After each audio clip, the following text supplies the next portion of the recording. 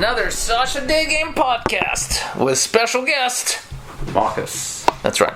So it's the Ayahuasca podcast. I've had a few guys comment on YouTube and just people email me like, bro, when are you going to talk about your fucking Ayahuasca shit? And I guess now's the time to do it.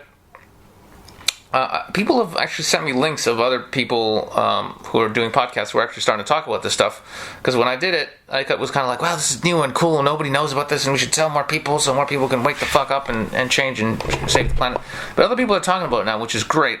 But my personal experience was challenging, to say the least, and Marcus's was as well. So it was actually pretty brutal. So we're going to get into that. But I think the topic for this podcast really is going to be the dangers of doing psychedelic hardcore drugs, or not even drugs, or even plant medicines, whatever you want to call it. So the dangers of it. So we're kind of going to go through our experiences and talk about what you should and shouldn't sort of do and what you should think about if you're going to go down this route towards spiritual enlightenment. So yeah. How's that sound, Marcus? It sounds pretty damn good. Sounds like a good podcast. So I guess I'll start off with the first couple times I did it that were kind of relatively happy schmacking, and leading up to the brutality, the horror, and then we'll get into your one, which is going to be more lovely stuff and more horror, and just see where it goes. Yeah, let's jump. And we've got a special guest coming in later too. Oh yeah, fantastic. We've got a very special lady. We've got a special expert, Jane Ellsworth. That's very exciting.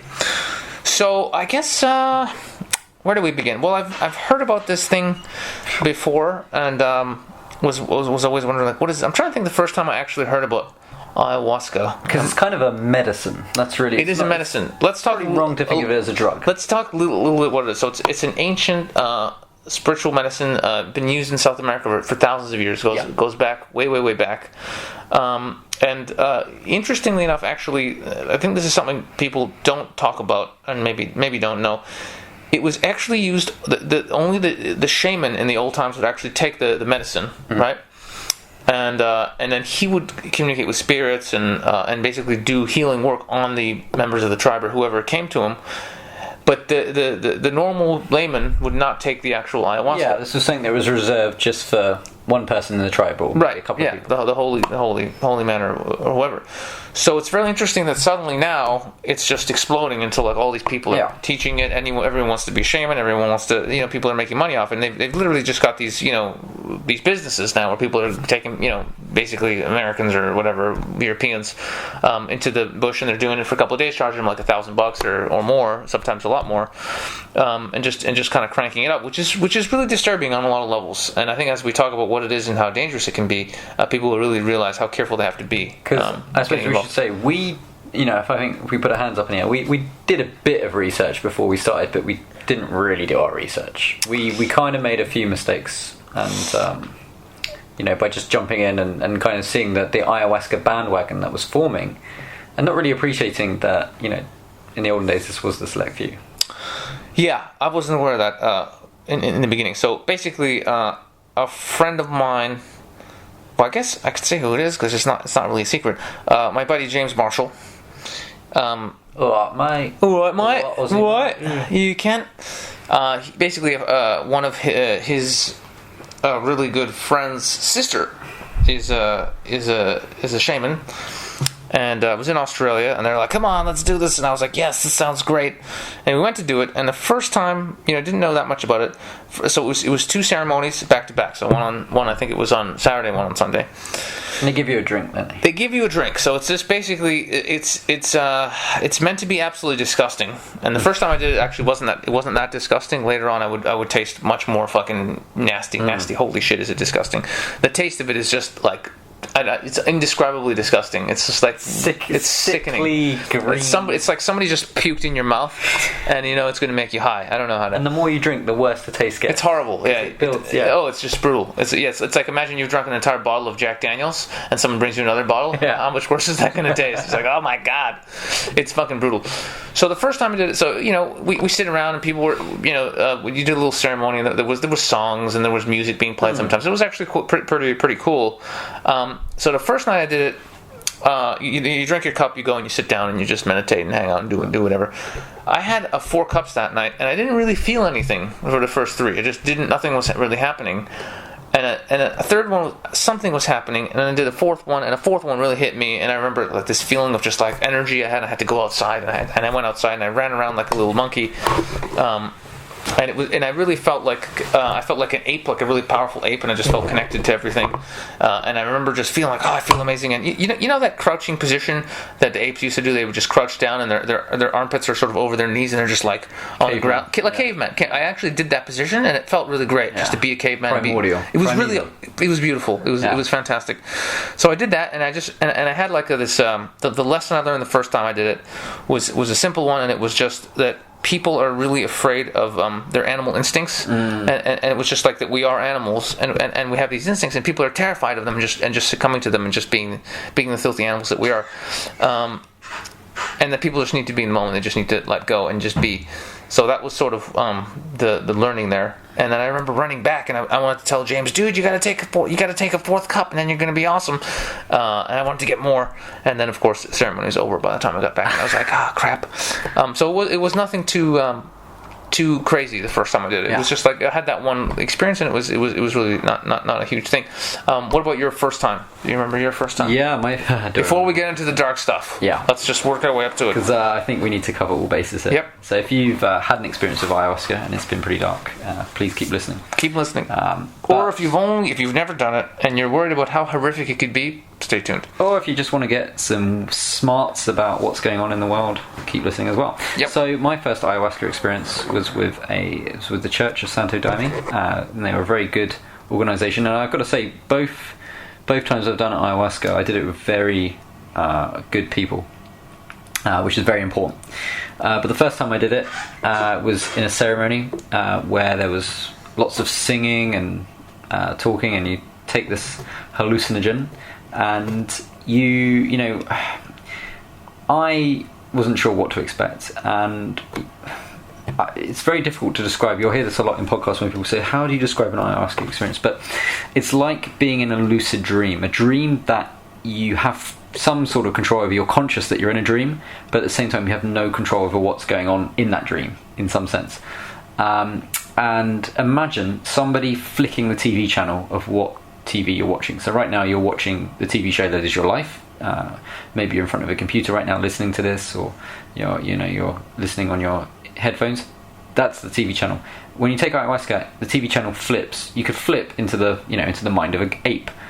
You could flip into a different reality, or something completely. You could be a tree or something, and that is an experience people have shared that I know about. And for my experience, the very first time I started talking, I had a voice appear in my head, and very calm, friendly voice. And as I spoke to that voice, I realised it was either a manifestation of my subconscious, or it was talking to a higher being. And I could ask this voice anything, and it would reply in lucid, succinct answers that I still remember now. And I asked it huge, deep questions about life and the existence of everything, and I got really simple, straightforward answers back. But answers that not just made sense, but were like, I know this. And if you've ever had a dream where you've invented something in a dream and it's amazing, you think, oh my god, this is the next big invention, and you wake up and you can't remember what it was, but it all made sense in the dream. Everything made sense. That's what it was like. And it was an amazing experience. That was the very first time. Maybe you want to do it again. That was the problem. Maybe you want to do it again. Yeah, that sounds like a good friendly one. So we both started off pretty positive. Nothing horrific. Okay, so the second, so that's like 2 ceremonies for me. So the next time I did it, it was really kind of fucked up, semi-fucked up. So it was through somebody I knew. I heard about the shaman. It was in the UK. And I go do the ceremony. It's a little bit strange because before the ceremony, the guy looks at me and he's like, hey man, do you do drugs? And I was like, not really. He's like, does anyone here smoke any pot? And I was like, I took one puff of pot like 2 weeks ago because my roommates were just passing some around, and I'm just like, sure, I'll take a puff, but I didn't even inhale, so I don't know what the fuss was about. But anyway, so he sort of took note of that, and he for some reason decided that I had a drug problem. Okay, even though obviously it's not the case. So we go and do the ceremony, and I remember taking this shot of, it was interesting because it was inside a house. So I took this shot of this stuff, and it was so horrific compared to like what I had before. It was just disturbing how brutal it was, and you feel the slime going down your throat, like it's just like taking you over. It's really horrific. And what was weird is, like, you're taking it in a circle, so the guy that was 2 spots to my left, who just took it like 2 minutes before me, already started making weird noises. Right. So and he just started going and I'm just like, oh my god, what have I done here? What the fuck is about to happen to me? Too late. Like, no, but seriously, like, you just took it and he's starting to freak out already. Yeah. What is going to happen to me? So it is really worrying. Like, once you've ingested something and it's like, going to do some. Yeah. It's lap of the gods. Yeah, you just don't know what's going to happen. So I took it, and it was really tough for me. It was a pretty tough one. So most of the experience, I was madly in love with a girl during that period, and so I was really obsessing over this girl, and I was just kind of stuck in my own thinking. So I was just stuck in my head, going around and around in these thought circles, and I just could not escape. At one point, I was just like, maybe I just need more of the drink, and I asked for more, and they're like, you don't get any more, bro. It's a gateway. You don't need more. I'm like, all right. And then the guy, and so here's where it gets fucking really weird. So the shaman came up to me, and I told him, I think I need some more. He's just like, no, that's just your drug addiction telling you that you need more. And I'm just like, what are you talking about? He's just like, dude, you need to fess up. You need to admit that you have a drug problem, and you need to deal with it. And I'm just like, what are you talking about, dude? I don't have a drug problem. He's just like, dude, you just gotta be honest with me, dude. You gotta realize I'm absolutely fucked out of my head on this drug. Yeah. I'm completely, like, I was so high, I couldn't even walk or crawl over or do anything. I was absolutely fucked, stuck in my head, couldn't move, couldn't do anything. And he's just like, dude, you just gotta fucking be upfront. You just gotta be honest, and you gotta get past this. I'm like, and I remember saying to him, I think you're talking to the wrong person, because I don't really do drugs. So we're really having a communication issue here. And I remember him saying, like there's a part of you that's afraid of me, that doesn't want to talk to me. And I'm just like, no, you're just talking to the wrong. I just don't have this fucking issue you're talking about. So I really felt like it was kind of an attack, which wasn't appreciated. And I just cut him off, and I just said, I don't want to fucking talk to you. Just leave me the fuck alone. Yeah. So I went back, and so at one point I did come into this circle, and they did some healing work on me, which I could feel, which was good. But overall, I just felt that was really like an attack on me. And I really didn't get much growth out of it. He said, dude, I could feel your heart chakra was closed. And I said, yes, it is, because I'm totally in love with this girl, and I'm not with her, and I'm just really fucked up about it. So the medicine was really strong. I didn't like the shaman, and the next morning he actually gave me shit. He's just like, yeah, you got this huge ego, bro, and you fucking gotta do whatever. And he was basically giving me shit, and he was being really hard on me. And I'm a pretty strong person, so I was just like, whatever. And so I just kind of walked away, going like, this guy's a dick. And my conclusion was that he was sort of projecting his issues onto me, because those stoner dudes who you see them and they do a lot of drugs. Yeah. Like you know those dudes that you just look at, like, you just know immediately, like, this guy's a fucking pothead. He's probably done heroin. He's probably done crack. They got a past. Right. You could just you know those guys. Yeah. The dudes where you look at them like, oh yeah, this guy either does heavy drugs or he used to do heavy drugs and he stopped, but he's just one of those guys. He was projecting that onto me because I happen to have admitted, like, oh yeah, I did some pot. And as it happened 3 weeks before that, I was there with a friend, and we had done. I wanted my friend to do ecstasy for the first time, so I hadn't done it in about 2 or 3 years. But I did ecstasy 3 weeks before as well. So it just happened to be a period where, over a month, I did ecstasy once and smoked 1 puff of pot. So again, it doesn't exactly make me a drughead, but it did according to him. So I really didn't feel it was a really positive thing. I felt like the shaman sort of attacked me. So then I get a phone call a couple of days later, and it was another shaman who was there at the ceremony. He was sort of like the helping out, I suppose, but he was also an experienced guy. And he basically said, look, I have a message from this guy. He wants to talk to you and explain this. And I said, sure. And he said he felt that you had some sort of entity that was attached to you, and that entity possibly entered you, like, while you were doing some drugs, and it was there, and it felt him, and it was felt threatened, and that's why you were sort of fighting him. And I was like, this is fucking bullshit. The guy's an asshole, and he's projecting his drug usage onto me. So this is what I had thought, and certainly he shouldn't have attacked me the next morning, to say the least. So anyway, so I thought it was a bunch of BS. And wasn't really happy with what had happened, what had transpired. So was it horrific? No, but I really did feel like I was attacked, and I was just barely able to manage to sort of get through it. Now it's interesting what he said. We'll talk about that in a minute, how that's relevant. But that was my second time doing it. Now, was your second time the horrific story, or no? There's another time before we get to the brutal one. I had a good time. Okay, so let's do your second time. Okay, that could be a podcast in itself, and it's kind of like people with war stories talking about ayahuasca experiences. What I will say is that when you mention the word entity, then I think you have to look at the context of this podcast as, if you're listening, as, you know, ayahuasca is opens up a spiritual part of your mind. If you're listening and you haven't done ayahuasca, then it sounds cheesy, but you have to take our word for it. I remember I'd heard the similar thing, and when I took ayahuasca, I was like, oh, I get it now, I understand. And I almost felt a little bit like, I'm in the in crowd now. Now I understand. Now I get it. I see what everyone means with this spirituality. However, it's a two-way door. There's lots of talk of negative entities, in other words, not bad energy, and these are quite esoteric terms. They're very useful for describing ayahuasca experiences. A scientist might say you had an imbalance of brain chemistry, and that might be a description of it. But I think to really delve into the subject, you have to be open-minded to topics like that, which we'll talk about in a minute. But my second experience was pretty amazing. I obtained what I can only call, I wouldn't say it was enlightenment, but it was as damn close as you could get. It was illumination. It was awakening. It was becoming one with everything. Absolute oneness. It was, and in fact, it was not just absolute oneness. It was understanding the very nature of all existence. Understanding the very nature of the masculine and feminine.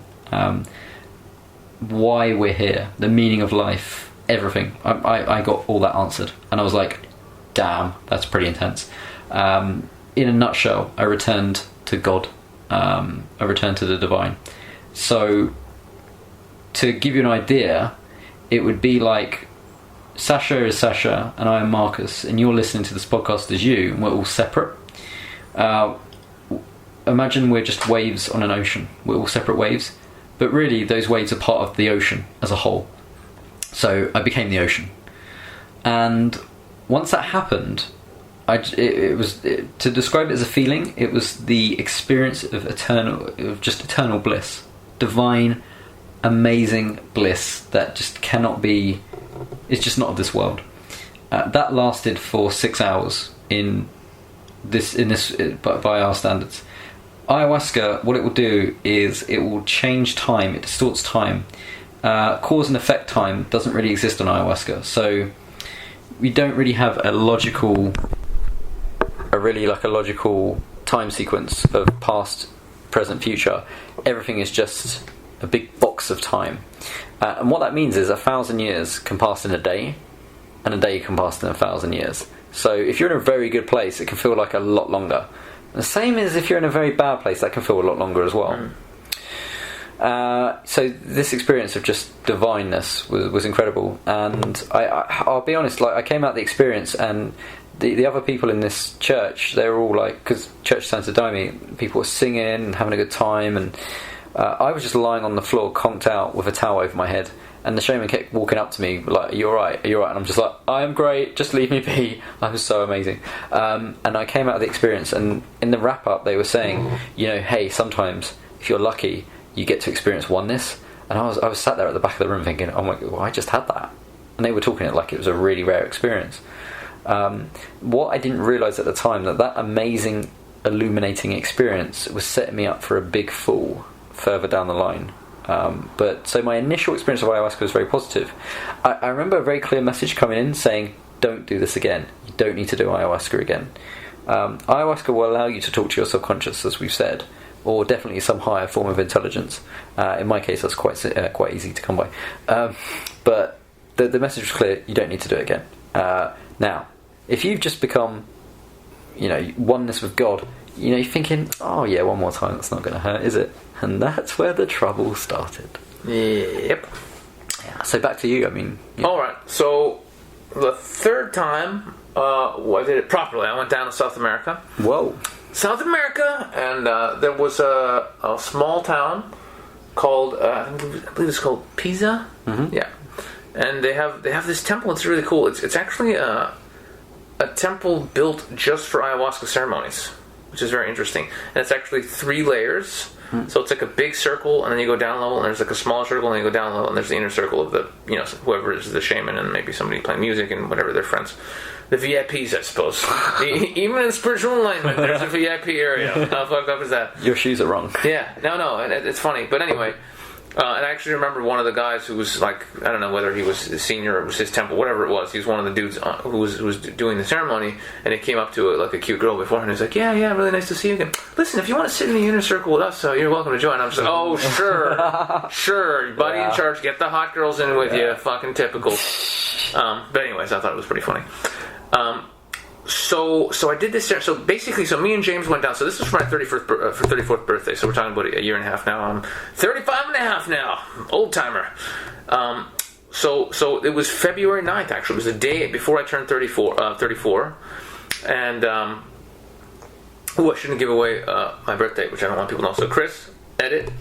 So I remember it was last year, and it was right before I turned 34 years old, actually. And so we went. So we were going to do 4 ceremonies over. I believe it was 9 or 10 days, something like that. But then before that, we were doing one-off ceremony in a different part of the country.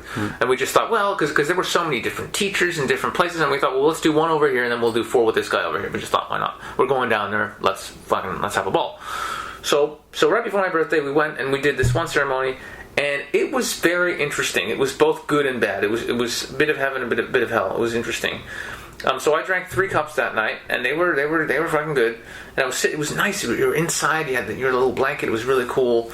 And even though there was a lot of people, this was a really big ceremony. They had I think it was 80 or 90 people in one ceremony, which is really, really big. But the shaman was awesome. What he said was awesome. The helpers were awesome, and it was just run so well that it was fine. It really worked. I can see if they didn't know what they were doing or whatever. You can't have 90 people in a ceremony, and that can make a huge difference.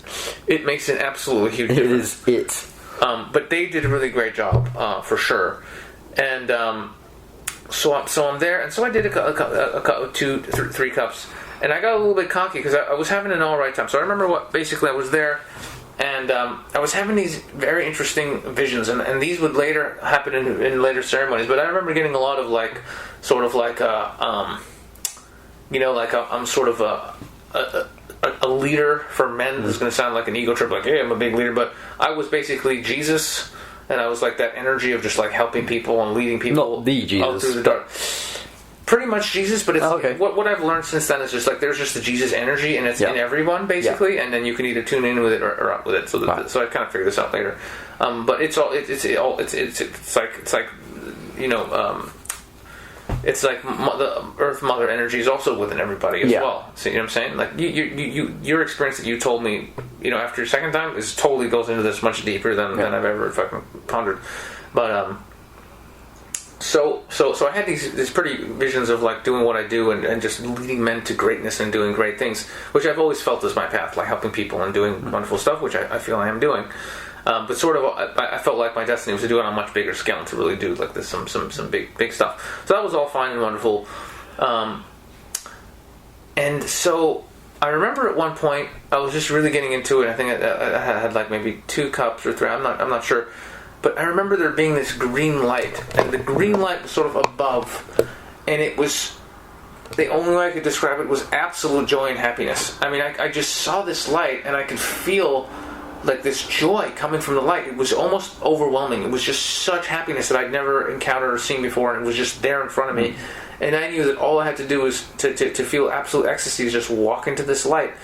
And even though I wanted to do it, it was so overwhelmingly powerful, I could not bring myself to walk into it. I don't know whether I was just scared or what, but it was just such joy, I wasn't ready for it. Yeah. It's like I would have to give up all the suffering and everything. I just have to completely trust and just go into that happiness, and I just could not do it. Yeah. And I remember wanting to and trying, and then making the decision ultimately where maybe it was a cop out, but just saying, you know what, I can't do it this time. Maybe next time I will. I cannot do it now. I had the same thing. And that fucking sucked. Yeah. I was thinking back, especially after what we're about to get into, it's just why the fuck didn't I go into that green light? What the hell was I thinking? But you would have done it felt right. Because that green light did not show itself again. So anyway, so that was one part of it. So I guess the slightly messed up part of that ceremony, which is mainly positive, is I did a 3rd cup because let's be honest, at this point I'm still I want to get plugged up. I want to take lots of ayahuasca. Woo. Yeah. So I want to tick some boxes. Exactly. So I'm just well, let's do a 3rd cup. Don't do ayahuasca if you want to tick boxes. No.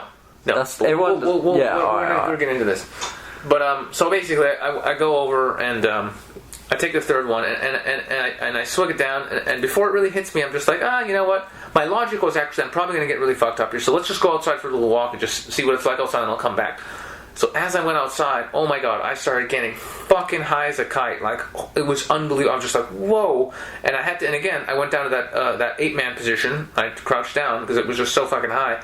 And I literally was so fucking gone at this point. I just could not get up. The concept of like standing up was just no way. I was way past it at this point.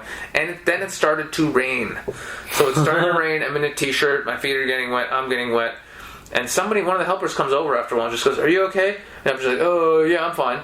I don't know why I said that, because I'm clearly not fine. I'm like completely just fucked. Freezing. And then they left, and then I'm just like, what am I doing? Why did I say I was fine? It was like my pride. I remember like, I can't admit that I fucked up here. I'm just going to say I'm fine. and then I started literally entering a hell dimension where I just started thinking really scary negative thoughts like, what am I going to do now? How am I going to get out of here? I'm going to get soaked. I'm going to be out here. Like, I'm fucked here. Like, really, like, how am I going to get out of here? How am I going to get home? Just really fucked up shit. And somebody eventually came again. It's like, hey, dude, it's starting to rain. Are you okay? And I was just like, no, I don't think I can, I need to go back in, but I can't. And they're like, okay, we'll help you. And then I'm like, okay, we're going to stand you up on 3. Ready? And I'm just like, I don't know if I can, but I'll try. And they help me up, and I stand up. And as soon as I started walking, I was like, oh yeah, I can walk. It was like an automatic reflex. Yeah. But while I was down there, I was thinking, there's no way I can walk. Yeah. There is no way I can walk right now. It's not going to fucking happen. But once I started, I was like, okay. And as soon as I got into the thing, I saw where I was, and I knew where my spot was. And I'm like, oh no, I can make it. And I grabbed on the railing, and I got over to my spot. And within 2 minutes of sitting down and having that blanket around me, I was like, everything's fine. Yeah. Everything's fine. Home. Everything is, it's literally like home sweet home. It's like coming home after like 20 years. It was amazing. It was like, oh god, everything's going to be fine. So there was a point in that ceremony where I started to think like, you grazed it. Yeah, like even it was close. Yeah, like I remember at one point thinking like I was really fucked up, and I was just like, at 6 a.m. they kick you out of this place, which is weird. Like after this, like you don't get to nap. You just kick it. Like you do it, and you get the fuck out. I think that's pretty weird, but I'll get to that. But basically, I remember thinking like we were doing that and flying that morning at like 1 p.m. literally like we're fucking insane. We're doing ayahuasca. 6 a.m. they kick us out. We had a flight at like noon to like another part of Peru where we're going to be doing these other ceremonies. So it was literally we don't. I think I might have slept for like an hour and a half, and then boom, you're up. Yeah. And they wake you up, and I see everyone getting up at 6 a.m. and I'm just like, surely we could sleep in till 9. Yeah. Like, what the fuck is it? They're like, no, everyone get the fuck out. And we're like, are you kidding me? Good luck. No, seriously, and we paid money for this shit. Yeah. See you later. Enjoy your spiritual experience on your own time. Process this on your own time, everybody. Get the fuck out of here. That would be my only criticism. Like, let us sleep until like where are people going at 6 a.m.? Let us fucking sleep till let us sleep till noon. What's the difference? Jesus. Anyway, so I did panic at one point. I'm thinking, how am I going to fucking take a flight tomorrow? I'm going to miss my fucking flight, and you just get paranoid. Yeah. I started thinking like, where's my passport? I don't know where my passport. What if I lose my passport? Like, what the fuck are you talking about? It is wherever it is. No one's going to fucking. Anyway, so it was semi brutal, but I had that moment of joy, and it was cool. And overall, it was an interesting experience with like bordering on hell. Like just some points that were brutal, but again, that's nothing compared to what's to come the next time. That's my time number 3. Now is your time number 3 the brutal one? Yeah. Okay. Fucking hell. So I don't know who should tell their. Because here's the thing. Because your brutal one is like my brutal one, but with an interesting twist. So I think I should tell my brutal one and then pass it over to you. That will even, I think, top it. To be honest, I think yours is. What's my? I think yours tops it. Oh right, yeah, I see. Yeah, okay, yours just goes past like fucked up. Yeah. Yours is just completely fucked up. Yeah. Mine is just really fucked up. Mine has a longer story. Yeah. So all right. Okay. So I'll fucking say it. I'm getting good at this telling the story. I reckon I can fucking tell mine in about 5 minutes. I'm just gonna do the highlights all right. And just fucking pass it over. So basically we found this dude. So it was interesting doing our research because we have this connection of James's friend's sister who's a shaman. We're like, okay, she knows what's up. So we're like, all right, well, let us know what's going on. And we found one guy who's this older like native dude who seemed really legit, but he wasn't around. He was traveling in Australia at the time. We're like, okay. Then we found this other American dude. who'd been doing it for like 50 years or something, and he seemed cool. But James was like, no, man, there's no way we're going to South America to do fucking ayahuasca with a fucking American guy. You know, we want to fucking. And I was like, yeah, I guess that makes sense, because we thought it would be like more authentic if we got a local guy, which is bullshit. You know, like this fucking other guy knows exactly what the fuck he's doing. But anywho, so we picked a guy who had a pretty good reputation, and you know, his father was doing it, or his grandfather was doing it as well. So it was like in the family, and he'd been doing it since he was 14, and he was like 33, so he's about our age. So we just thought, yeah, we can connect with this guy. He's our, you know, didn't speak a fucking word of English, totally irrelevant. But yeah, we thought this was the guy for us. So we go down there. We go to I think it was in Iquitos. And then you have to go on a drive from there for like 45 minutes. So it's basically in the middle of the fucking jungle. There's no other way to put it. You're in the middle of a fucking jungle, and somebody decided to put up some fucking tents there, and that's all. It's absolutely brutal amounts of mosquitoes. You're just getting destroyed. But you're in the jungle. So we go and do it. And the first couple of nights are really a blur, but they were absolutely fucking brutal. So when I say brutal, it's like you take this stuff and you get to a place of such darkness where you're essentially trapped in an absolute hell dimension of just pure suffering and fear and paranoia and everything horrible that you could possibly imagine manifesting itself. And you know, there were so much fucked up shit that I thought, like, you know, you're trapped. It's like there's no way. It's not just like that you're in hell. There's no way out. There's absolutely no way out. And I remember. I think it was on the first night thinking, I'm fucked here. I'm absolutely fucked. I'm gonna freak out. Like I wanted to stand up and absolutely fucking freak, but at the same time, I'm aware that there's other people and it would really disturb them and would really fuck everything up. You're in hell, but I'm in hell, but be quiet. Yeah, it's really fucking difficult. It's really fucked up, dude. In a way, it would be better if you were alone and you could just fucking flip and just let it out, but you can't. So it was really, really fucked up. So the main pattern was just like, I'm in absolute hell here, and there's no way out, and you're trapped. But somewhere in the deep back of my mind, I know I'm in control. It's like I knew I was God and was absolutely in control of everything, even though I was absolutely fucked and had no idea how to get out. It's really, really tough to explain. So the first 2 nights were just absolutely fucking brutal like that. The third night, I think, was, up to that point, the most horrific. I puked my fucking guts out. And the third night, I absolutely was sure that I was dying. I remember just knowing this is it. This is it. I'm dying. I felt my body dying.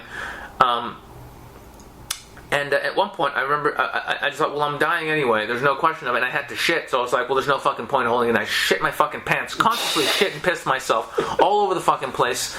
And the brutal part there was just like waking up and being like, oh, I'm alive. This is great. I shit my fucking pants. You gotta be joking me here. Yeah, after all that. Oh my god, it was brutal. And so I was literally like, what color were they? I was wearing the white ones. The one white pair I had to fucking wear. And it's like and you're literally like cupping your shit as you. I waddle towards her, hoping to God nobody would see me. Just like, hey bro, why are you holding? Did you shit your pants? You know, that's not a conversation you want to have at like 34 years. Like literally, this is like 2 days after my 34th birthday. Yeah, I just shit my pants, bro. That's 34 and shitting my pants. Thanks very much. So I went down to the river and I fucking put my pants down and I have my shit float down. I was really hoping nobody saw it. Because again, somebody's like, "Are you shitting in the river, bro? Did you just shit in our river?" It's pretty bad. So I shat, and then I was walking along, and we've got this great piece of footage I'm going to put up here if we find it, which was James comes up behind me just after this, and he's like filming. He says, "How's it going?" I'm like, "Yeah, I'm 34, and I just shit my pants." That's not how it's going. Life's wonderful. Things are absolutely wonderful right now. It's great. And it was just, and I remember washing the shit out of my pants and then hanging them up in front of my room, and you could just see this shit-stained fucking underwear hanging there. I don't know why I did that. I don't know why I didn't throw those out. I'm such a Jew. I'm such a fucking Jew. It's unbelievable. Anyway, so the third night was fucking brutal as fuck. I'm trying to differentiate now between the third and fourth night. Okay, so yeah. So lots of horrific negative thoughts, and the time I really thought I was dying. It's like there were so many times I thought I was dying, but one of the times, I think it was on the third night. No, this is now we're getting into the fourth. So yeah, so basically the third night was pretty brutal, but I didn't die. I thought I would shit myself. I did shit myself. Thought I was going to die. Didn't die. And it was absolutely stuck in this brutal fucking agony of absolute hell. It can't actually be described in words. There's no way to describe it at all. There isn't. So after that, I was like, I've had enough of this shit. I've been dying and going to hell and fucking suffering for 3 nights. I don't want to do this anymore. And even the shaman was like, yeah, okay, you know what? We're just not going to give you any tonight. You can just sit there and just be still. And it's funny because leading up to that point, there was a couple other people who were experienced. There was one woman who actually saved my ass. She's amazing. And I can't remember her name off the top of my head right now, but she knows who she is. And she basically said to me, look, you know what, you've done it a couple times, it's been really bad, it's not going to be as bad tonight, you know, it's not going to be as bad, and it always was fucking worse, and on the 4th night, in the end, the guy was like, look, I'll tell you what I'll do, I'm just going to give you a tiny little amount, it's not even going to be, like, it'll be barely enough liquid just to cover the bottom surface of the cup, everyone else is getting, like, you know, like 3/4 of a cup, pretty much a whole cup, this is not even, like, 1/10 of a cup, it's literally a tiny bit. After you finish a cup of tea and there's a little bit left, it was like 2 of those. Yeah. You know, it's like nothing. Yeah. Okay? So I took that most horrific night of all. Like, worse than anything you could ever fucking imagine. And then I had a flashback to what the asshole shaman who gave me a hard time said, which was like, it's not how much you take, it's a portal. So once the portal's open, it's open. It doesn't fucking make you fucked. Yeah, you're fucked. So I took this amount, and it was fucking horrific. It was such fucking brutality. It's unbelievable. James said at one point he saw how much hell I was going through, and he wanted to comfort me, so he touched me. And as soon as he touched me, he felt absolute fucking horror coming from me, and he was like, "Holy fuck!" And he got away from me. And at one point, I was literally standing up and screaming and yelling and just going fucking crazy. I'm like, I don't remember fucking standing up at all. So on that night was the night where I really just like knew I was dying, and I was like, okay, I'm fucking dying, and I was saying to people like, I'm dying. I said I need to get to a hospital. They're like, no, we can't fucking do that. I'm just like, I'm fucking dead here. This is over. They're like, you're not dying, it's fine. I'm just like, nah, I fucking am. I'm dying. And at one point it was such fucking brutal suffering and hell where I actually thought, you know what? I'm okay with it. I accepted death. I literally was like, all right, I'm dying, but you know what? That's going to be peace. Death, having nothing at this point would be bliss. No, I was looking for, I'm like, please, yes, give me that nothing. That's going to be beautiful. And that was the point in life where I was the furthest from fear of death, because I was actually like, bring it on. Yeah. Give me death now. That's going to be fucking beautiful. Dude, I never was like, yep, totally, fine, great, do it. Wonderful. If only I could have that. So I accepted, and I was like, all right, fine. And I was literally flopping like side to side, trying to get comfortable. I was off my bed, my head was on the wood. I was just on the wooden floor, basically flopping around like a fucking dead fish. I had scratches on me and shit. And I was like, all right. And I decided, like, fuck it, I'm dying. And I remember laying there, and I just kept breathing. And I just remember thinking, well, I can't die if I'm breathing. And I thought, how do I stop breathing? I just can't stop breathing. And I was just focusing on my breathing. And for a couple minutes, I just sat there just being aware that I'm breathing. And then after like a few minutes, I just kind of felt better. And I sat up and I went, I'm not going to die. I'm going to be fine. I'm going to be fine. I'm fucking talking crazy here. So I sat up and I said to this other dude who was he's from one of like the Scandinavian countries. Anyway, he was a fucking cool dude as well, and he helped save my ass too. And this dude was like, and he's very experienced. He was like one of the helpers, and he said, yeah, man, you're gonna be fine. I said, look, if you could just get me to my room, I think I'd get into my bed and cuddle up and go to bed, and I'll be fine. He said, all right. So I tried to put my shoes on, and I sort of started walking towards to where my cabin was, and it just fucking hit me again, and I was like, holy fuck! And I had to sit right down. It knocked me on my ass. I couldn't walk, and I said, no, I can't make it. And so I'm sitting there just outside the ceremony area with this guy, and I'm just talking to him about some stuff, and then I realized that I could see all these essentially it was spirits. I could see the other side clearly. I saw all these blue lights just floating around, and I was aware that these are all spirits around me. I could see them, and if I focused on it, I could go there right now. Yeah. So, and I felt 100% sure that if I was to focus on those spirits, I could just fucking leave my body and go permanently. So I was just like, no, I don't want that. Focus on this guy's fucking face. Look at this guy's face. So I focused on his head, and eventually that sort of faded. Yeah. And I was really, and I thought it was okay. I went back in, and again fell into the fucking absolute pit of fucking hell. I'm dying. I'm back into it, and I was so fucked up that I didn't want to sleep, because I was really convinced at this point that if I fell asleep, I would die. I actually said to him, I was like, look, I'm going to try and take a nap. I'm really tired, but if I fall asleep, can you make sure I don't stop breathing? Because I think I might die. He's like, okay, dude. And I could not fall asleep for the hell. Like, after that last one, I could not fall asleep. And every time I fell asleep, I literally woke up like, oh fuck, I'm going to die. Like, I thought I was going to die if I fell asleep. It was fucking brutal. Torture. It was torture. And I couldn't sleep that night at all. And then we left Iquitos. We went with this nice hotel in some town. And I could not sleep in this shitty hotel the first night. And I felt like so fucking horrific that I just was terrified to sleep. I said to James, if I can't sleep in the next couple of days, I'm going to fucking kill myself.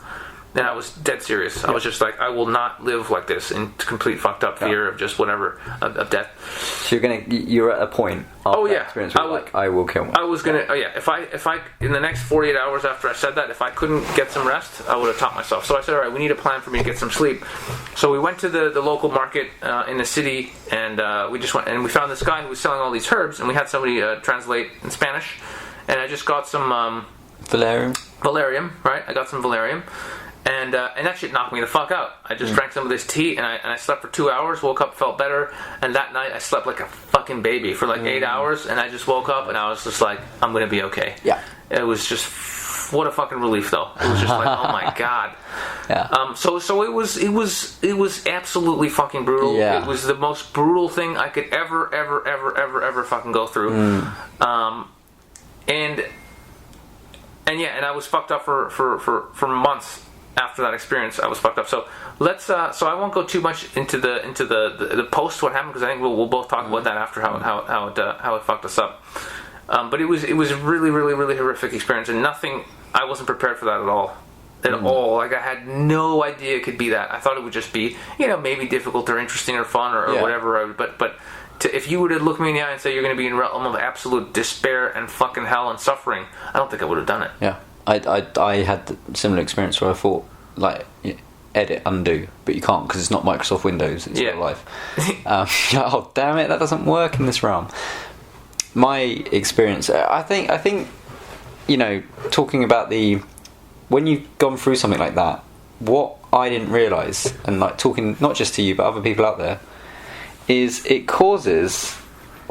I'm not a psychologist, but I would use the words along the lines of, it causes like post-traumatic stress. It causes, probably from the research I've done, it seems like when soldiers go to war and they have horrific experiences that live with them, that was my experience. Because after the last time I did it, what a lot of people do ayahuasca to... my reason to do it was to understand stillness. I was trying to do it for a positive reason. I kind of, when I first started doing it, I was probably just to tick a box. Even, I think honestly, secretly, it was tick a box. And the ayahuasca rooted that out of me. And then, because it is almost like a person. It's almost like a being that attaches itself to you as you do it. It's very hard to explain that. It's a gateway, and it's a being, and it's all these different things. But it chewed me up and it spat me out the last time. Ultimately not in a bad way, but for the first year, which I'm just getting to the end of now, very, very challenging. And so a lot of people have this experience where I found they have a very illuminating experience, a very good experience, and they think, yeah, everything's going to be alright. Everything makes sense. But what happens is a gateway opens in your mind, a passageway opens that wasn't there before. It would be like seeing an extra colour. It suddenly said, oh, here's that colour that you've been missing all that time. Oh my god, yeah, that colour exists. And once you see it once, now you see it everywhere.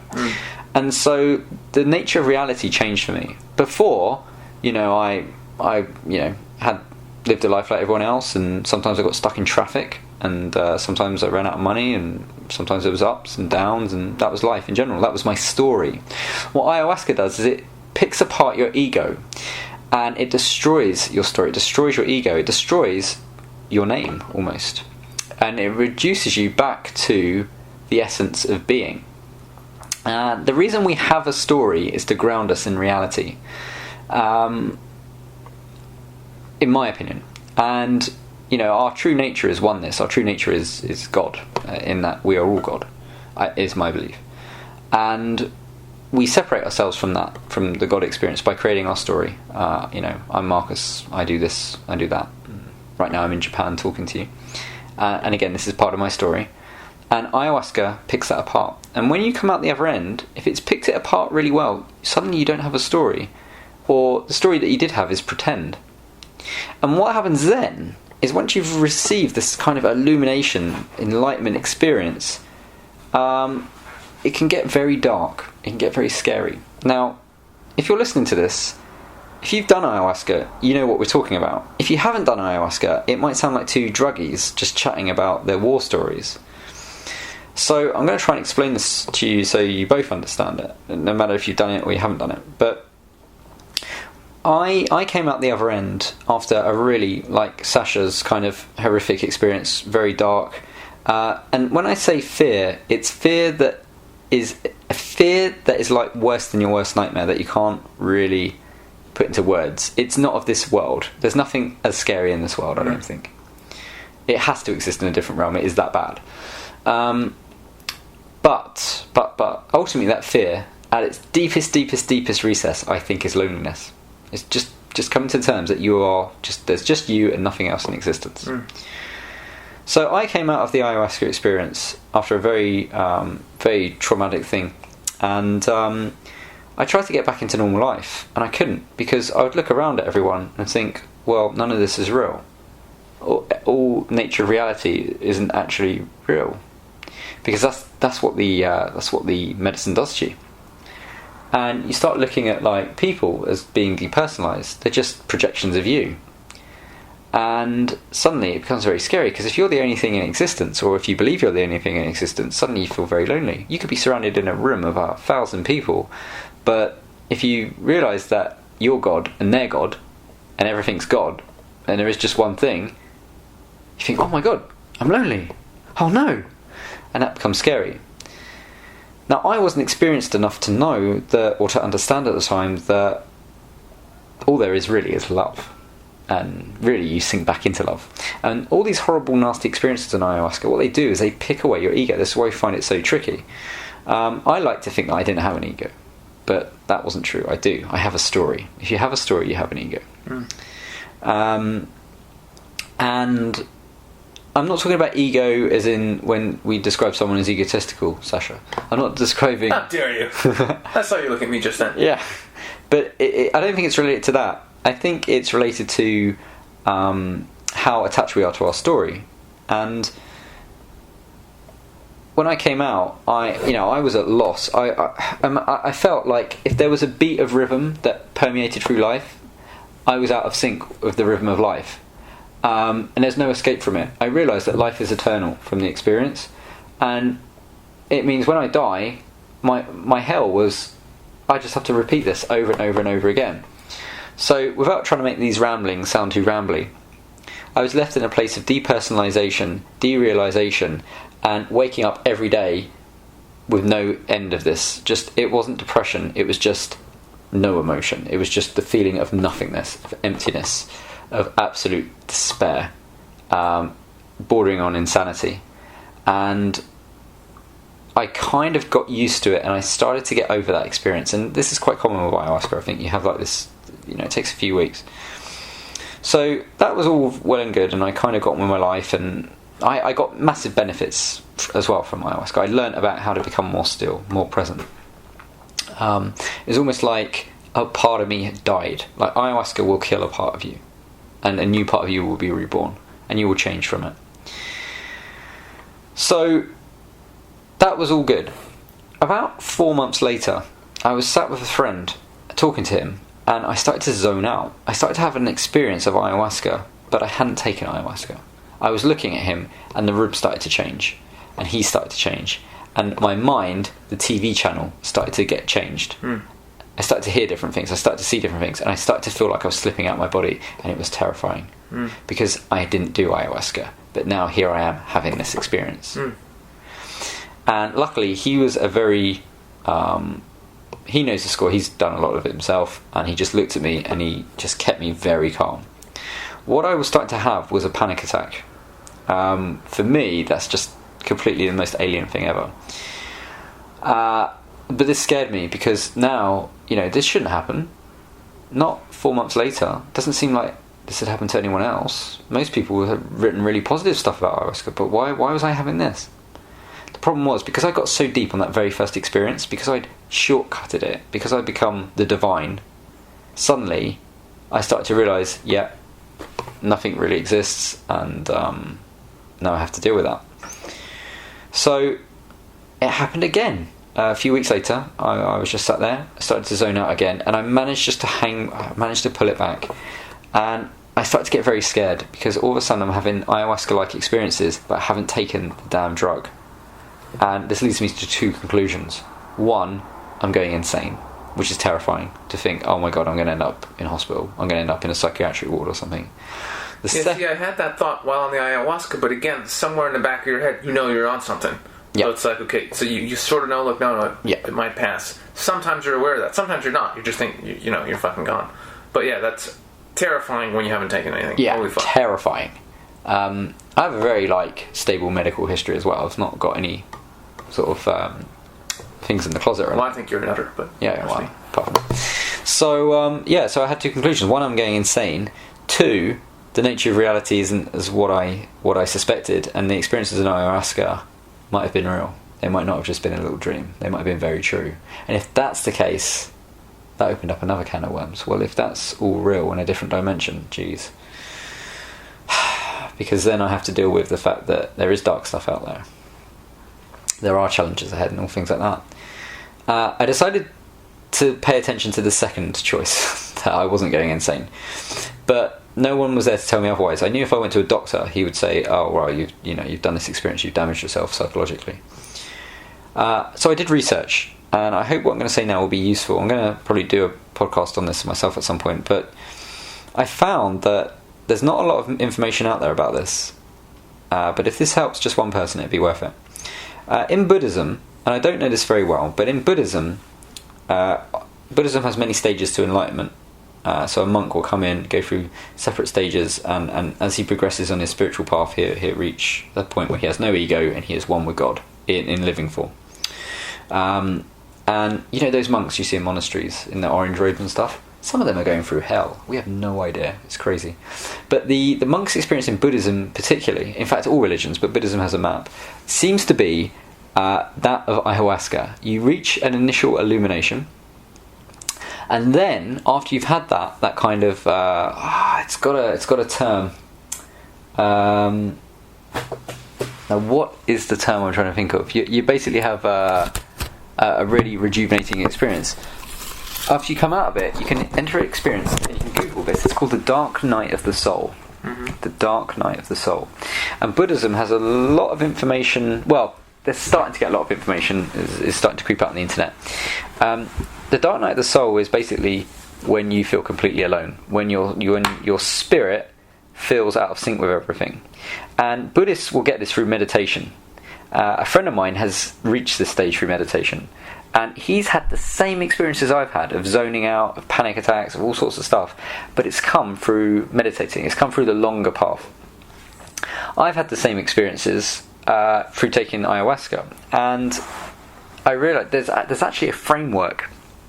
And if you're in that experience of the Dark Night of the Soul, there is things you can do about it. So, symptoms are feeling anxiety, walking around, feeling out of sync, feeling stressed, wishing you'd never done anything like this before, feeling helpless. I remember just wishing I had never taken this stupid drug. I just remember wishing this medicine. But I remember wishing, I've made the biggest mistake of my life. I'd be on train platforms getting terrified of going into a train because I might zone out again. And once I realised that this was a condition, it gave me a lot of what's the word?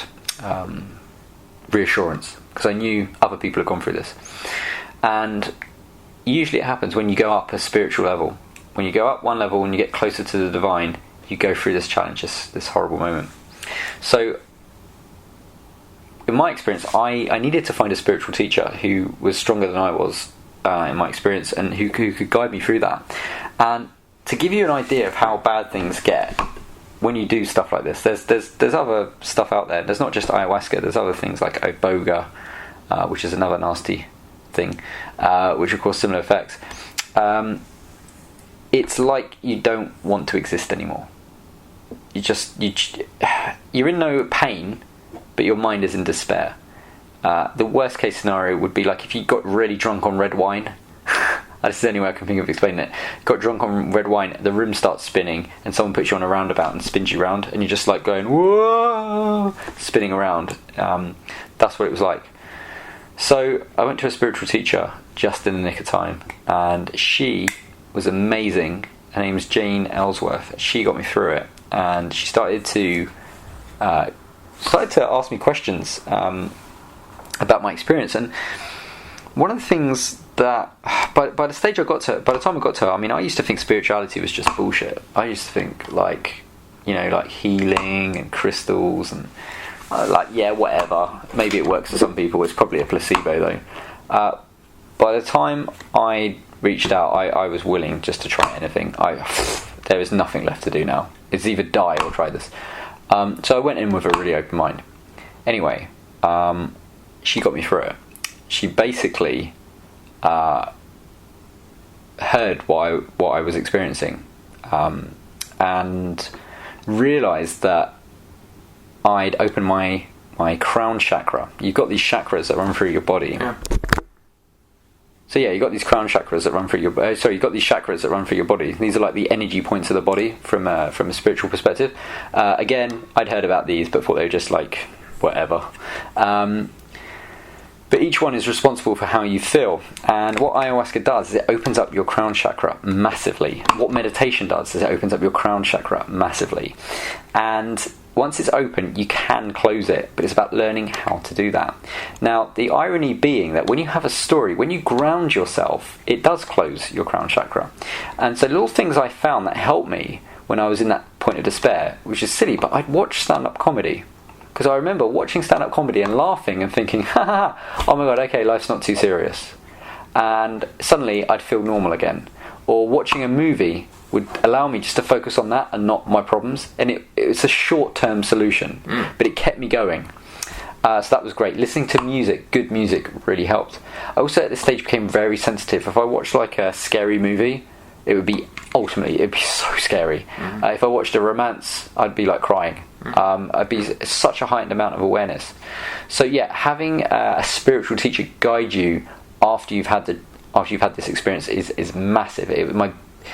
My biggest regret was not doing my research beforehand, and there's been huge advantages from doing it. I've gained lots, and we'll go into detail about that in a bit. But just going through that process, just feeling helpless afterwards, and realising it was a dark night of the soul process. And all religions have this. All religions, I've realised, are pretty much ultimately the same. Most saints and martyrs and people like that go through a dark night of the soul. Most people in higher points of church go through a dark night of the soul experience. I'm not saying I'm comparable to anything like that, but that was my experience. So if you're listening and you're in that sort of situation, hopefully that'd be useful to you. Dude, that's a fucking crazy experience, man. Like, that's just ridiculous. I thought my post ayahuasca was pretty bad, but then I heard yours, and I was like, actually, I got off easy. So I think we kind of reverse roles. My actual experience might have been worse, but then your post was definitely worse. But for me, it was like after I got through it. So the first couple of days afterwards were fucking really brutal because I was afraid to sleep, and I thought I was gonna fucking die and all this kind of shit. Once I got some rest, I was like, okay, I'm okay. Everything's gonna be fine. But in the months after the experience, it was like I would sometimes think about the absolute abyss of hell and just despair that I was in during the trip, and that would sort of start to like pull me back in there, because just the concept that exists on its own, just the fact knowing that exists, yes, means maybe I could get back into that again. And what if I could not escape? Because it's like almost as human beings, part of us is attracted to the absolute worst case scenario. Of course, you know what I mean. Like there's just that little part of you that's just like, well, what if? Like when you watch a movie or whatever, you're always like, well, what if this happens? What if the worst fucking thing happens? Or just like when you go to board a plane, you know a plane is safe, but there's that little piece of your mind like, what if the plane crashes? Like of course the odds are like, more than 1,000,000 to 1 that the plane's going to crash. But there's a little piece of you like, well, what if this is that plane? Well, this is something I learned off Jane, which is who we'll bring on in a sec. But this is something I learned where you need to discipline your mind, because I realised how much discipline my mind didn't have before ayahuasca. So one of the benefits, ironically, was learning to cope with the aftermath. Has opened my mind now. Well, let's not. I think we both should hold off on the benefits for a second, because I just want to sort of compare Sure. what my post was compared to your post. Your post was fucking way more brutal. But so what happened? It's like I just kept having these thoughts of like, what if I get back to that place and all this negative shit. and it was really fear. It was like in those points where I'm thinking about it, like it was just like living out of fear. It's like, well, you're thinking about the worst possible fucking scenario. Why are you doing this? And it was really bothering me. And it was all, and I just kept wondering, like, why did this happen to me? And like other people have these great experiences, and like what does it mean? And I had it 4 times in a row, and I just couldn't fucking get past it. It was really fucking bothering me. And then eventually I got on the phone with my other friend Elizabeth, who's fucking awesome. She's done a lot of ceremonies. And I had a chat with her, and she just kind of explained a whole bunch of stuff to me, which made me feel a lot better. One of the things she said was that it's just something you need to go through, and it gives you a whole shitload of kind of experience and knowledge, and you learn from it. But she said also it was like a shamanic initiation. So that might have been it, and the fact that you're supposed to, when you're, when you yourself are a healer or a person that sort of helps other people, there is something you go through that kind of, I guess that's the dark night of the soul thing you were talking about, where it's just absolutely brutal, but something you have to get through. So that kind of made me feel better. It's like, all right, cool, I'm on the next level now.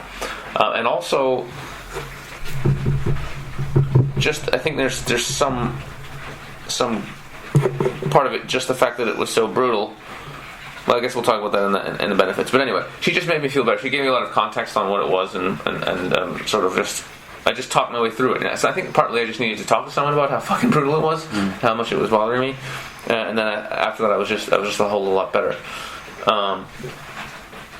But yeah, for months though, it took months. It took like over half a year where I was still bothered by the experience. It really was sort of getting back into normal life, but just it was very gradual for me. To me, it sounds like when you have a bad dream and you wake up from the bad dream, and it leaves a taint with you for the rest of the day. Yeah. But that's ayahuasca was like, it left a taint every day. Yeah. For like for months. Yeah. And months. Every day when you wake up, you're like, oh, that thing happened. Yeah. Oh, that.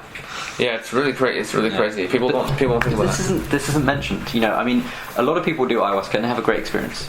And I don't want to detract from that. They will have a fantastic experience, and 1 in 100 will have a really tough time. And it just seems that we both were that 1 in 100. Yeah. I mean, there's got to be other people out there too that are fucking. They're just not. Maybe they're not coming out with it. They're not talking. But there must be a lot of people who have done it and just fucking had horrific experiences, and you don't hear about it that much. I mean, so I guess before we get into our conclusion about ayahuasca, what do you reckon positives for you? Well, as I mentioned before, the positives, part of it is learning. Now it's put me on a path of discipline, especially with disciplining my mind, becoming more, being able to say no to things, being able to say no to my mind. So, for example, you're saying being on the plane and thinking of the worst case scenario. Why? It's like keeping. It's fun to do that in some ways from a storyteller's point of view, but from the point of being in charge of your thoughts, being in charge of right, I'm going to get up tomorrow at this time, do this job, do this. So being accountable. So that's been a big benefit, not one that I'd anticipated. Broader benefits have been greater awareness of everything going on. I took ayahuasca really to develop stillness within myself, and I certainly got that. I didn't realise what you had to go through to get it. I'd seen this shaman who was like the epitome of stillness, which for me is a quality I really admire in people. Coming out of the ayahuasca experience, I was like, geez, now I know how hard, now I know what he went through to get that. So there has been that aspect of it. Awaken to the nature of reality, that's been massive. And once you are awakened to the nature of reality, you kind of see the daydream many people are in as they're walking around. The quality of that daydream is, though, that's their story, and that grounds them, and that they're happy living the day out in that way. If you want adventure and excitement, and to kind of have your bubble burst a bit, and to sort of say, look, this is what most people see, to be awakened from the matrix. It's such a cheesy term, but I mean, I thought I was, I thought, yeah, I'm kind of one of those people that's shunned the 9 till 5 and done all this self-improvement, but no, I was not. I was just a different layer. And I probably say the same now, but doing that experience really gave me a huge insight into the nature of life and death. I would people say they're afraid of death. I don't know if I'm afraid of death now. I think I've experienced death many times. And again, it may sound like the ramblings of a crazy man, but if you've been through it, you understand. So yeah, it's certainly given me a lot more focus in who I am as a person. That whole just be yourself. I'm much closer to knowing who my true self ultimately is. So that's been overwhelming and massive and fantastic. I don't know if I was ready for that lesson in this lifetime though, but it's been given to me now, so I better make the best of it. I think it's really funny how you were clearly told don't do ayahuasca again after you had your good experience. They're just like, don't do this again, and then you fucking did it again. Yeah, curiosity. What a dick. So how about you? I mean, I hate to say it, but I don't think I got much positive out of it. Got a podcast? Huh? I got a podcast. That's awesome. Yeah, we can help other people, but like, I guess it made me a stronger person, and I guess like facing that absolute fucking horror and dying over and over and over again. In a way, I feel like I've gone through death as well, and I don't think like a real life death is going to be as horrific as this death. I think you'd just be like, oh fuck, and then you die. But this is like dying and then like not dying and then dying and then not. It's like over and over and over again. Even though it was, I guess an ego death. I thought it was real. I thought I was absolutely dying. So, yeah. To give you some perspective, a friend of mine, he has gained the same sort of insights that I gained through ayahuasca through just meditation. He's had the same difficult things to face. If you meditate long enough, what you don't usually hear about as well is you end up with the dark night of the soul through meditation. If you do it enough, you'll experience all kinds of states, and I've really got to stress, it's a shift in reality. It's not like I'm going to experience this thing called the dark night of the soul and then it's done. It's the reality you're in doesn't feel like the reality you're in anymore. The laws of cause and effect don't apply. Time doesn't apply. You still see the world around you, but it's like wallpaper. So you're in almost a different realm, a different world. If you've ever played Silent Hill or something like that, where like all the mist descends, it's a bit like that. So these experiences, they strengthen you in an amazing way, but at the same time, I don't know. I'm still struggling in my mind to think of like positives for me. I think what I said does make sense though, because like recently, a few months ago, I almost died in real life. Whereas I was on a beach in Miami and I was swimming around and there was an undercurrent. So I don't know if people know what that is, but undercurrent basically is what riptide. Yeah, so underneath, on the bottom where the sand is, there's sometimes like a hole, like it goes down deeper. So as the water comes out to the beach, it comes up, but then when it goes back, there's a lot more pressure on certain parts of the water where it's sucking you back out. So I had no idea about this, and basically got sucked out, and we kept trying to swim back to shore, and we were getting pulled out more and more and more, and I was pretty much, me and my buddy, we were basically exhausted. I had about maybe 30 seconds of energy left, and I thought this could be it. This could be where I die. And it was strange because when I had that thought, even though like you're a little bit panicky, when I had that thought, I was actually quite calm about it. I just kind of thought, okay, yeah, this might be it here. Shame if it is, but if it is, it is. Like I didn't really panic at that point. I just thought, fuck, well, this is a bitch. I guess we'll just keep swimming as much as I can, and if that's it, that's it. But it was. I wouldn't say it was 5%, or probably not even 1% of the panic and horror I felt on the ayahuasca. It wasn't even close. It wasn't even in the same ballpark. Not at all. So, if anything, for me, I think the only real positive was just knowing that I have the strength to get through what I got through. Like I already was a tough fucker. Like before, like I'd been through a lot of shit, but this was much more challenging than anything else. And now with that experience, I just feel I could just take on anything. And yeah, that's what my friend found through meditation, and that's what I've found since. We all found, and like just to cement your story there, that we've been in experiences like that. And again, absolute calmness. Like you think, oh no, this is it, this is the end. It's fine because you're stronger because you've gone through it. So it's almost like you've gained like an armor. Yeah. Cool. But in all honesty, I think in conclusion, and this probably goes against what most people would say about ayahuasca, but I would honestly say don't do ayahuasca. That would honestly be my message to people out there. It can be absolutely fucking brutal. The odds are you're gonna, there's a good chance you're gonna find some douchebag shaman who's not very good. it can be you can fall into an absolute horrific scenario where you're going to lose your fucking mind. And I would honestly say, if you're looking for spiritual enlightenment, look other places first. Honestly, do not turn to mind-altering drugs. You can start meditating. You can go off to some fucking meditation retreat. There's a lot of good ones out there. Start doing yoga. Go to fucking India and find a guru and fucking study with him. Do whatever the fuck you need to do. Read books. But I would not say do ayahuasca. It's fucking horrific, and I don't think it's actually meant for normal people to do unless you've had some serious training for it, or you're training to be a shaman, or you really know what the fuck you're doing, or at the very least you have access to some really amazing people who know exactly what they're doing, and you're really in good hands. I would not, if you're I really wouldn't recommend it after what I've been through. It can really, really, really fuck you up, and I don't want to sound like cocky, but I'm a very headstrong person. Like I've just been through a lot of fucked up shit, and I'm pretty tough. And I almost lost my fucking mind on that shit. So I just would not say I just would not recommend it to people as a whole. I'd say just avoid it. I'd say definitely do your research and find a good shaman. Just because they're in Peru doesn't mean they're good. Some really good shaman, good website is ayahuasca.nl. They do very good training, but again, yeah, it's very, very hardcore. Do your research.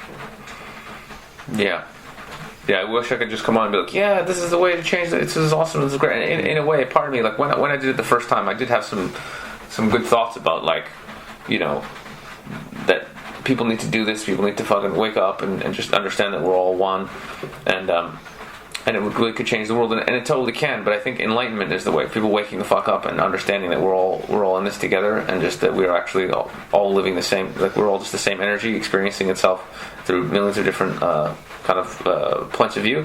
That's the realization everyone needs to have. But I just don't think mind-altering drugs are the way to do it. I just think there's other better ways. For example, the video I put up just recently, where I talk about how I had my first awakening. All I did to have that awakening, if you haven't seen it, it's on my freaking YouTube channel, so you should have seen it. But I just realized that we're all just energy beings here having this physical experience, and it's all about helping each other and finding what doing what we want to be doing. But I realized that just by reading a book, I read a book, I was thinking about this book a lot, and then I went and I helped one other person and did a nice thing for another person, and I had this massive realization and awakening, and realized that there's no such thing as death, and we're all fucking here in this thing together to experience stuff and be good and wake the fuck up. And I didn't have to do any drugs. It's still this day my biggest awakening, and I didn't take any drugs. I just read a book and I thought about it, and I did a nice thing for someone, and I just had this awakening. So that can happen for anybody. I think if you just put your mind to it and you focus on it, and you realize that you want to become aware, and you know what your goal is, and you realize this is all a fucking dream, and you want to wake up from it, you don't need to take drugs. Certainly not this one. And in fact, having done other drugs, I think other drugs can or certainly would come before this one, like doing some good MDMA. It makes you see the truth and just be really honest with yourself, so that can actually lead to a lot of change. Magic mushrooms can be great. I've heard the same thing about LSD, even though I haven't done it, but I wouldn't go too fucking I wouldn't be like, let's do some ayahuasca. Yeah, that's my honest 2 cents about it. It's fucking brutal. Anything else to add to that, Mr. Big Mouth? Well, I think Mr. fucking Big Mouth. Thank you. I think we should get Jane on. All right. Well, we've got a special guest. Amazingly, we have Jane, who is the very person that Marcus went to when he was having his freaking meltdown, and she saved his ass. So I think that's pretty awesome. So that being said, let's bring on our super special guest. All right. So everybody, it's unbelievable, but I managed to acquire a specialist. I don't know. What would you say you are? Are you a spiritual healer? Are you a mystic? What's a good term for you? I don't even know. I know what you do, but I don't know what to call it. Alright, I teach psychic self-defense. Psychic self-defense. That sounds almost as good as Kung Fu or Ninjutsu. Just it's ninjutsu of the mind. Isn't that what it is? Yes, pretty much. Okay, so my ninjutsu master, Kate Ellsworth, is here. Round of applause for her. Put spectrum effects in there, so it'll seem like you're popular. So tell us a little bit about what it is you do, because people listening to that will be like, what does that even mean? So what does that mean? Well, psychic self-defense is about defending yourself on the energy level against not only negative entities, but also other different dangers, different negative contaminated energy which is floating around us, and other negative experiences which we may encounter if our minds are not protected. Nice. And how long have you been doing this whole type of business? For about 15 years. Okay, that's a long time. Damn, that's longer than I've been doing. That's almost as long as I've been doing stand-up. That's a long time. All right, cool. So you've heard our ranting so far, and all this crazy talk about what's going on in the ayahuasca world. So obviously it can be a very dangerous thing. It's not for everybody. I certainly don't think everyone should go and do it. But I think it's getting more and more sort of popular, and I think more and more people are going to be experimenting with stuff like this, ayahuasca, the frog medicine. There's different types of it, iboga, all this really crazy, intense stuff, and I think a lot of people may not be ready for it. So I guess a first really good question would be, other than obviously finding a reputable teacher and doing your research and stuff like that, which is pretty common sense stuff, what can people do? What should people do to prepare themselves for this experience so they can not just benefit from it, but not basically go fucking crazy? I think is a good question. Right. Well, the first thing they should do is to become aware of their chakras. The chakras are roughly what can be called the energy organs of the energy body. They connect us with the outer world by sending and receiving energy constantly. With some people, certain chakras can be blocked, and I would really advise to look for some information that's available online. There are books on the chakras readily available everywhere. So it's really good to familiarize yourself with the subject before attempting to do any spiritual practices. What they can do, the main chakra which is going to be used in any kind of spiritual experiences is the crown chakra. So many people go through their lives never using that chakra ever, simply because with the mundane everyday life, it's not really useful for everyday experiences, for most people at least. So when they have an ayahuasca experience or any other mind-widening drug experience, what happens is it rips the chakra open suddenly. So all of a sudden the person is confronted with a whole different world, which they've never seen before, they're not used to, and also they have no control over. So they start spinning out because the energy flows through that chakra, which is far too open. What a dick. Yeah, but anyway, pretty much. Should I repeat, or can you edit that out? That'll be fine. I'll just wait for them to... There you okay. I can't remember which bit it just rips the chakra open. Okay, yeah, and suddenly it opens up. Yeah, it just rips the chakra open, which exposes people to some experiences they've never had before, they're not used to, and they have no control over. So as the energy flows through that chakra in an uncontrollable way, they start losing touch with reality, and they can also have an impression that they're going mad, because all sorts of images and experiences and sensations are suddenly flowing into their minds, which is not being used to that sort of state. So obviously it's really overwhelming, and if they don't do anything, if they don't talk to a specialist, or if their own level is not high enough, what happens, unfortunately, if the crown chakra is open too much for too long time, sadly disconnects them with this reality, so they stop sensing themselves as a part of this life. So the reality around them starts crumbling apart, and they feel like everything is an illusion. They can't really resonate with anything in this world.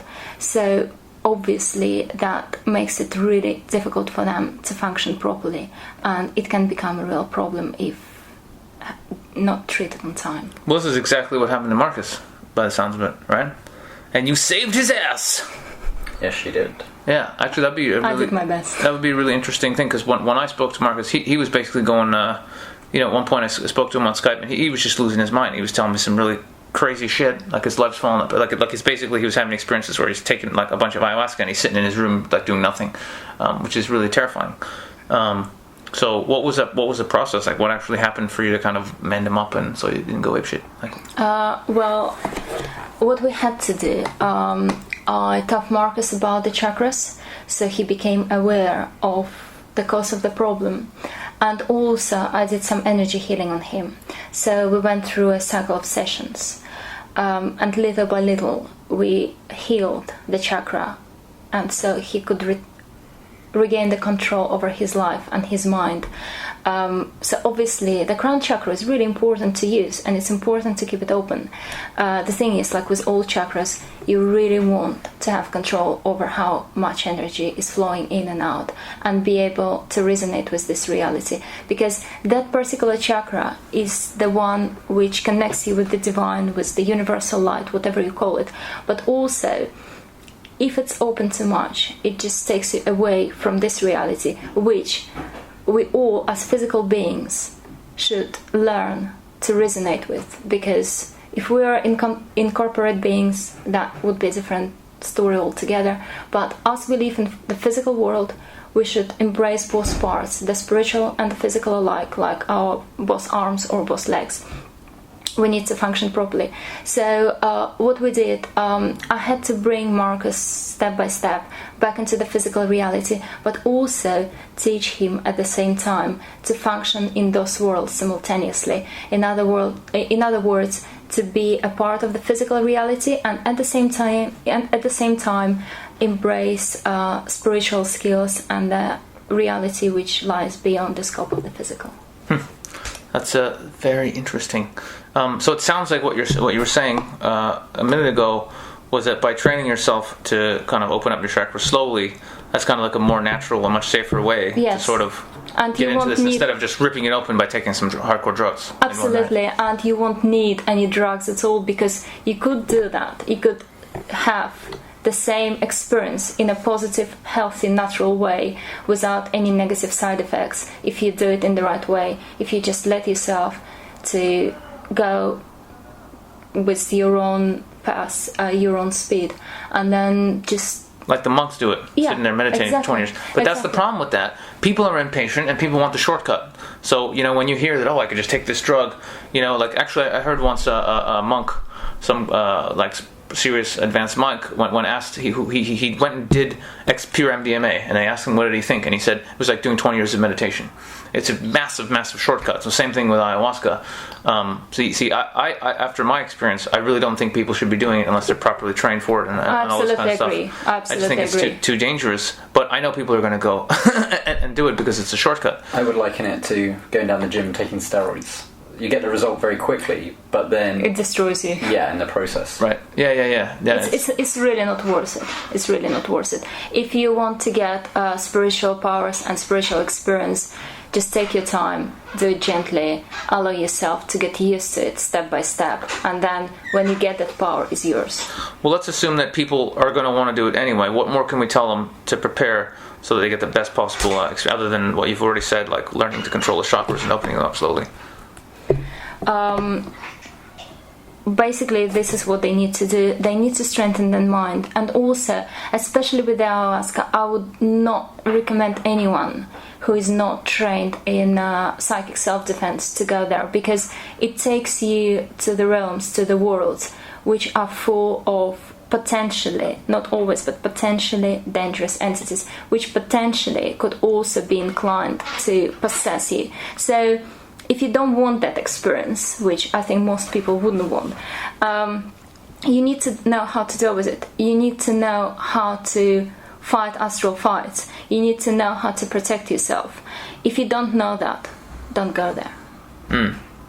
Yeah, that's super important. Going through that process of taking ayahuasca myself, had I heard that beforehand, I might have thought, well, you know what?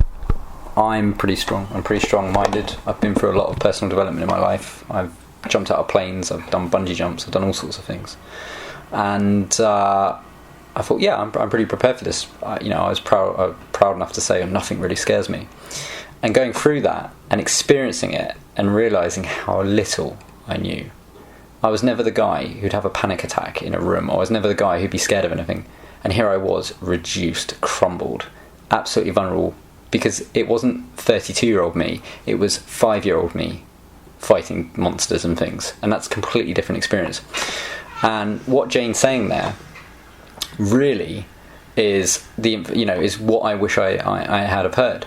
Now, you can think what you want about the idea of entities or demons or all things like that, and another person might say, oh, they're just things in your mind. Whatever that experience is, when you go through something, it feels very, very real. And after my experience, I remember being at home feeling completely out of reality. So everything was depersonalized. People I saw didn't feel like my family. The room I was in didn't feel like my home. Where do you turn to when that happens? It's the feeling of complete loneliness. It's horrible. And just to know some bits like that before going in, I think it's just such vital information, and really ignored. It's not something I do. I really want to know if you could maybe give people like one concrete thing that they can do, like some kind of a self-defense technique they can do to protect themselves, before and during a ceremony, should they need it. If they're complete beginners and let's assume people are beginners, yeah. Okay, so the easiest thing to do, if they've been not trained in any spiritual discipline, is just find a religion they resonate with, and before going into the Ayahuasca experience, just go to that shrine of their choice and pray for protection. It may sound really old-fashioned, but prayers do work. So if that is the most basic level of self-defense, if they can't do anything else, they should at least try and do that. But it should be a genuine prayer. It can't be just words said for the sake of being said. It has to come from the heart, and then that will give them some sort of protection. It may be not perfect, but it's better than nothing. And in some cases, if they can really tune into that spirit, into that energy, there is a good chance that that phase will protect them. Otherwise, they can go and find a specialist in psychic self-defense and train themselves beforehand. Yeah, that seems like a very, very, very good idea. I was very lucky. I crossed paths with Jane, and I credit her. She saved me, and I definitely recommend anyone listening check out. Amazing, very safe hands, and the reason I'm still here, I think. So I guess the final question would be, what if somebody's done the ayahuasca and they're having like scary thoughts, or they feel like they're losing control and they're going apeshit? Other than coming to you, is there any particular resource or anything they should do if they feel like they're losing their mind? They can obviously come to us and they will receive all the help they need. Or otherwise they should find a similar specialist in their country, because it can't be just left. It won't go away in most cases. It needs to be dealt with. So they should find a specialist to help. All right. Well, this has been awesome as usual. I suppose the question on everyone's mind is, if they are haunted or attacked, or they feel there's some sort of thing or entity bothering them, or they need some sort of energy or spiritual work, and they want to get in contact with Jane, what do they do? And apparently the website to go to is modernwarriormind.com. That's modernwarriormind.com. No dashes or funny stuff. Check it out if you need to go there. That's it for this week. See y'all next time.